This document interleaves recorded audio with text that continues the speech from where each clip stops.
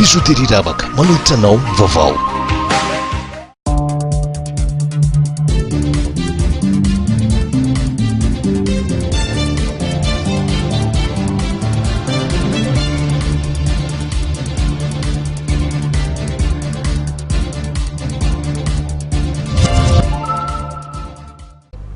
Faly mitsidika ny tokantranonao indray tompoko lasy tompoko vavy ny sampana fampalalam-baovao ito amin'ny fahitalavitra matv amin'ity alin'ny zoma fa 7 volana martsa taona 2024 ity.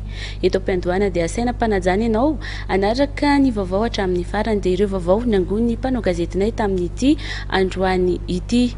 Ny tranga tetsy amin'ny ENMG no isatarantsika ny vaovao amin'ity takariva ity. Tranga tsy dia fahita loatra no niseho tetsy amin'ny sekoly manofana ompitsara sy ompirakidrara na ny ENMG ny tolakandro teo. Maisa nisy nandoro mbola mipetraka ny fanontaniana fa dia may avokoa araka izany ny taratasy mpanadinana na ny copie d'examen hidirana ompitsara sy pirakidrara izay notanterahana farany teo. Misokatra ny fanadihadiana momba izany na etraketraka na tsy izao zava ny tranga izao. Tady vaovao.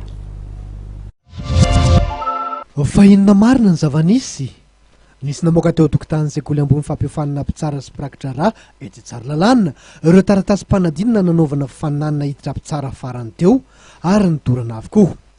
Raha tsy ahivina dia nitotsaina tamin'ny 9 febroary lasa teo ny fananana sivana andiany voalohany ho an'ny mpitsara raha toka tamin'ny 7 febroary lasa teo kosa ny an'ny pirakidrara.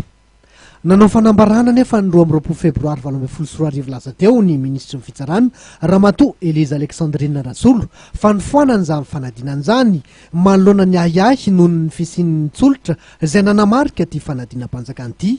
Averina kosa afaka telo na efatrerinandro aoriana ny fanadinana ho hatrany nisy ministry ny fitsarana. Raha nahenony vaovao mikasika izany fandorana taratasy mpanadinana izany efa tolakandro io dia tonga androna teny Tsaralalàna avokoa ireo mpanao gazety.